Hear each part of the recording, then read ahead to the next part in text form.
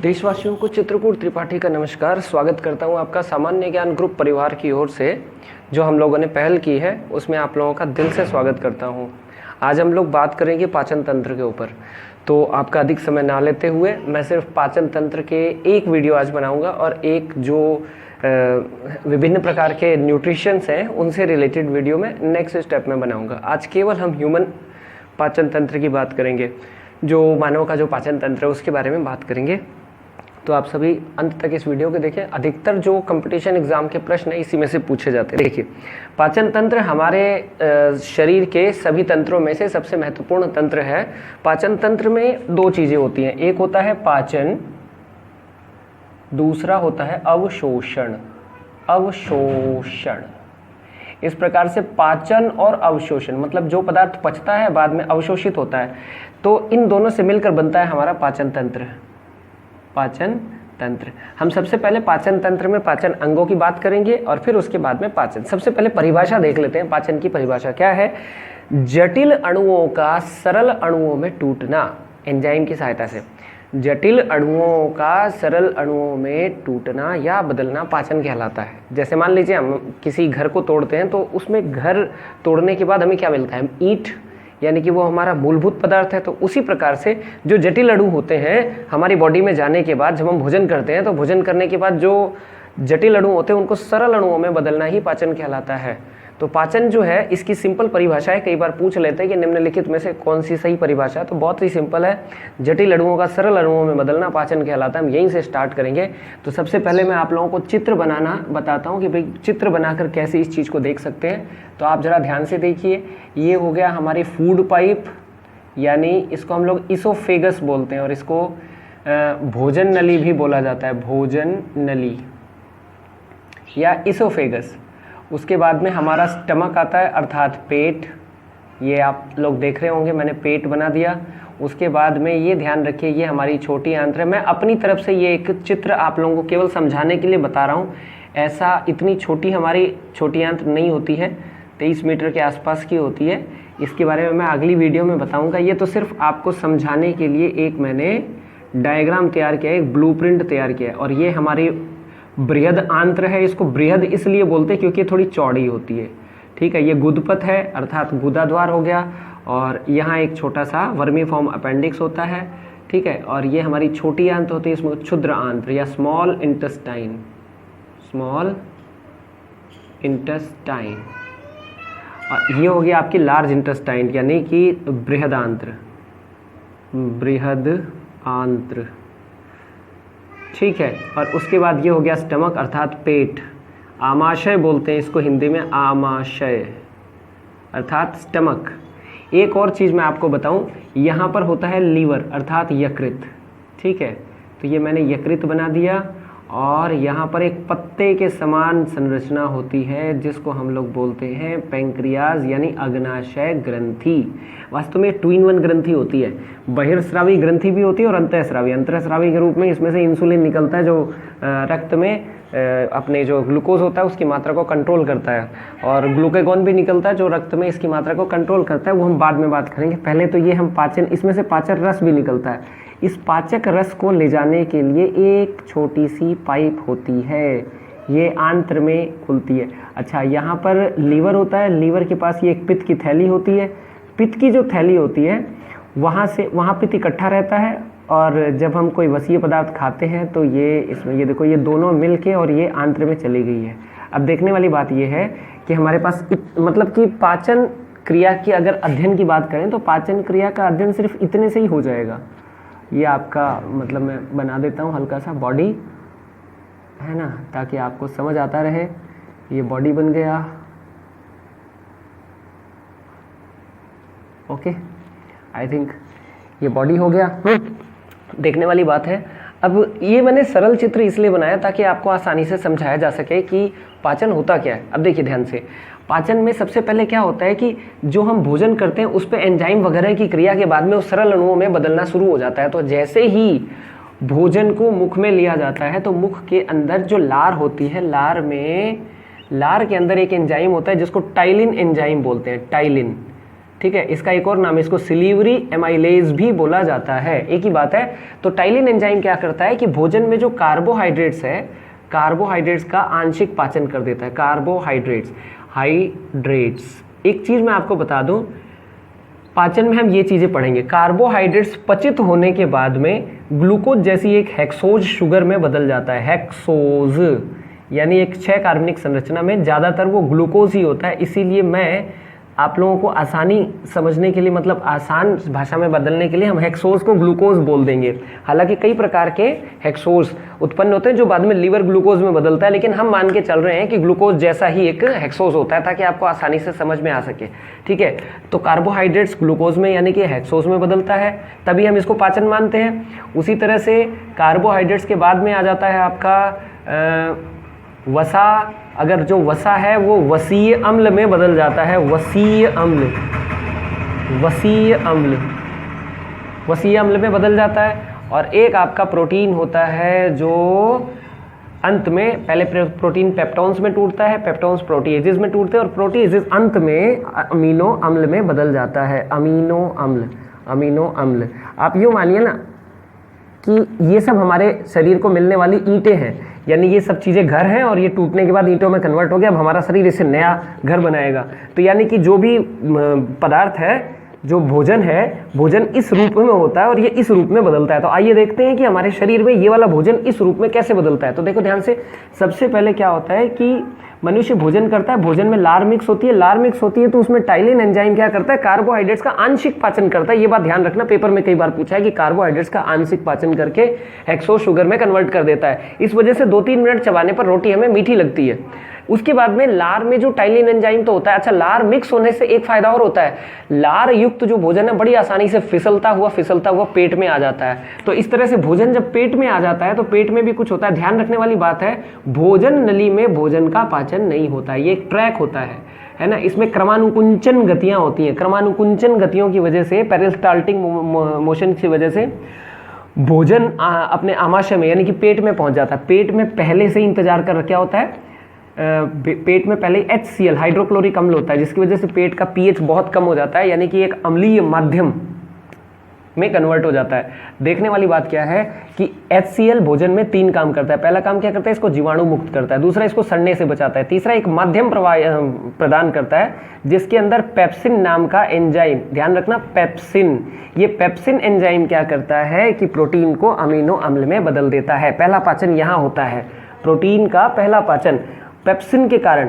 Pepsin enzyme क्या करता है, पेप्सिन एंजाइम भोजन के प्रोटीन को अमीनो अम्ल में बदल देता है। हालांकि पेप्सिन एंजाइम पेट में पेप्सिनोजन के रूप में होता है। ये एक निष्क्रिय पदार्थ है जो ऑक्जेंटिक कोशिकाएं स्रावित करती हैं HCl, तो उस HCl के कारण ये पेप्सिनोजन पेप्सिन में बदल जाता है और भोजन के आने के बाद भोजन के प्रोटीन को पचाना शुरू कर देता है और इस तरह से भोजन पूरा का पूरा अम्लीय हो जाता है। अब ऐसा अम्लीय भोजन फिर क्रमानुकुंचन गतियों की वजह से, एक बात बता दूं, यहाँ से लेके यहाँ तक क्रमानुकुंचन गतियाँ होती हैं। क्रमानुकुंचन गतियों की वजह से ये भोजन यहाँ से जाता छोटी आंत्र में पहुंचता है। छोटी आंत्र के 3 भाग होते हैं, ड्यूडिनम, जेजुनम और इलियम, है ना। तो ड्यूडिनम में सर्वाधिक पाचन होता है। देखिए कैसे, ड्यूडिनम में 3 प्रकार के रस मिलते हैं। कौन कौन से रस मिलते हैं, एक तो आंत्र का खुद का रस होता है जिसको सक्कस सेंटारिकस कहते हैं, अपने लोग इसको आम भाषा में आंतरीय रस भी बोल देते हैं। आंतरीय रस, ये रस क्या करता है कि भोजन का जो अम्लीय माध्यम है इसको क्षारीय में बदल देता है। इस तरह से ये जो अम्ल है ये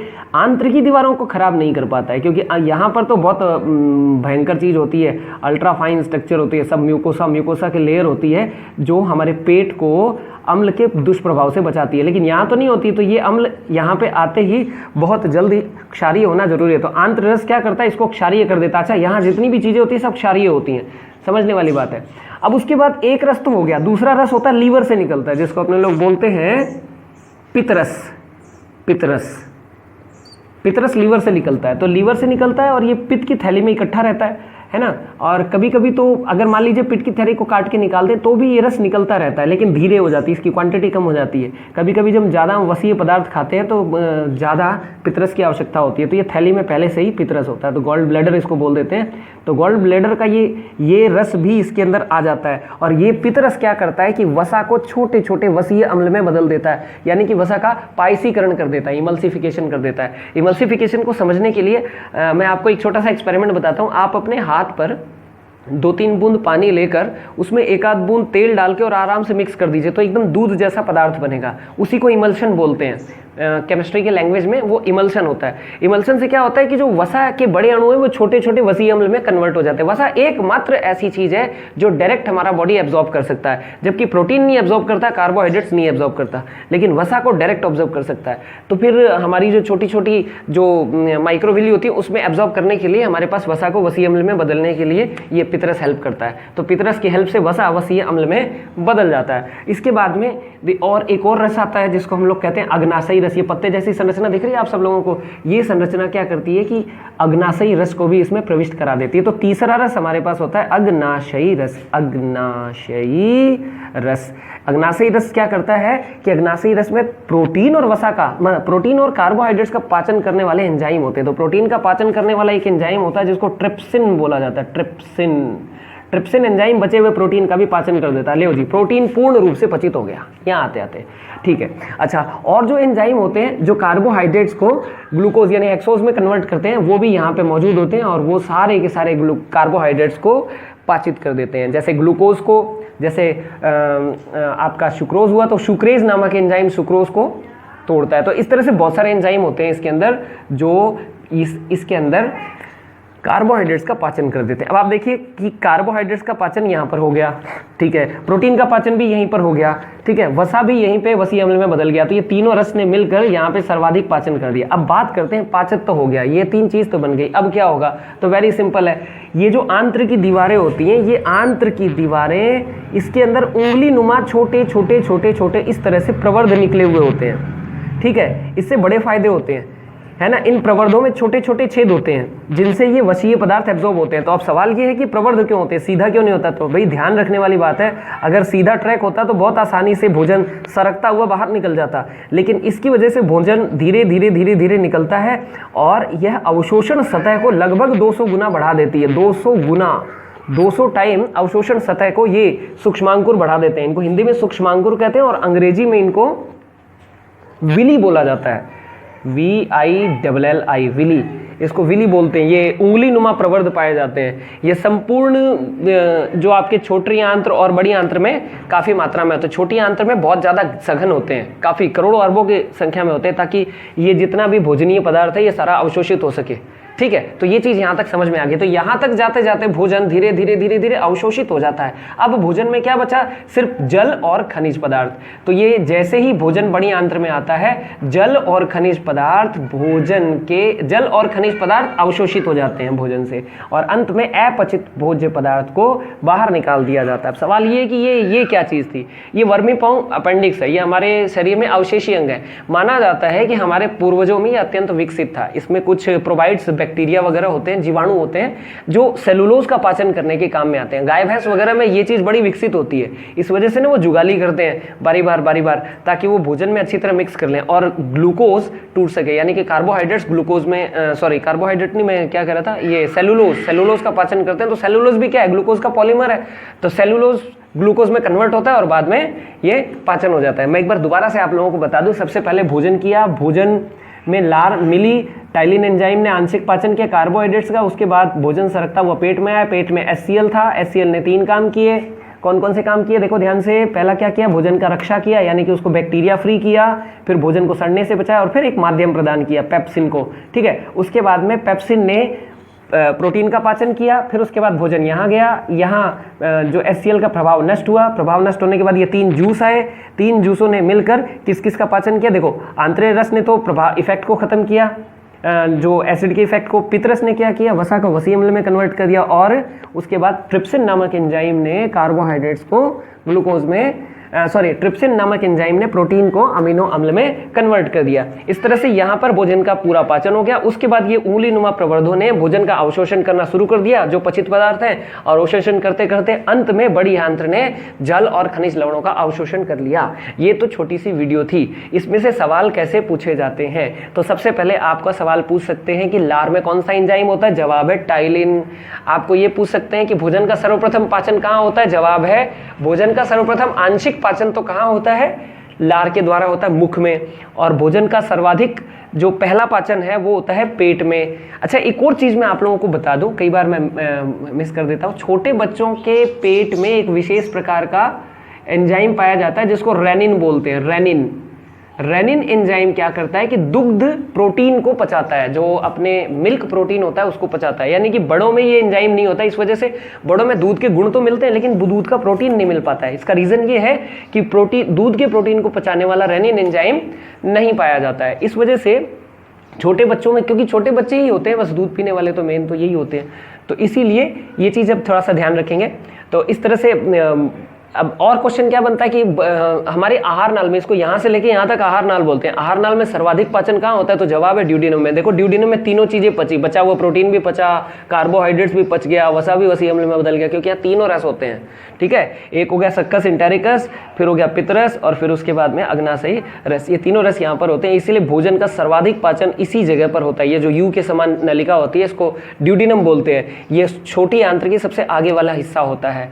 अब ये भी बोल सकते हैं कि पाचन के लिए सर्वाधिक एंजाइम कहाँ से निकलते हैं, तो देखो पेट में तो ऑक्जेंटिक कोशिकाओं से निकलते हैं, HCl, और उसके बाद पेट में एक और कोशिकाएं होती हैं जिनकी वजह से ये पेप्सिन नामक एंजाइम बनता है। बट इसमें तो पेप्सिन या रेनिन ही बनता है, जबकि अग्नाशयी रस द्वारा बहुत सारे एंजाइम लेके आया जाता है। इसका जवाब होगा अग्नाशयी रस। यानी कि कौन सी जगह सर्वाधिक एंजाइम कार्य करता है, कौन सी जगह सर्वाधिक एंजाइम बनता है, तो जवाब क्या होगा कि ड्यूडेनम में सर्वाधिक एंजाइम कार्य करता है। और बनता कहाँ है सर्वाधिक, वो बनता है अग्नाशयी रस के अंदर। बहुत सारे एंजाइम होते हैं जो यहाँ आकर भोजन का पाचन करने की काम करते हैं। ये भी बोल सकता है, आपको ये भी क्वेश्चन बोल सकता है कि लीवर का मुख्य कार्य पाचन से संबंधित क्या है, तो पाचन से संबंधित एंजाइम नहीं बनाता है, ध्यान रखने वाली बात है, क्योंकि पित्तरस में एंजाइम नहीं होता है। पित्तरस सिंपल होता है। पित्तरस क्या करता है, वसा को इमल्सिफिकेशन करता है, वसा का पाइसीकरण करता है।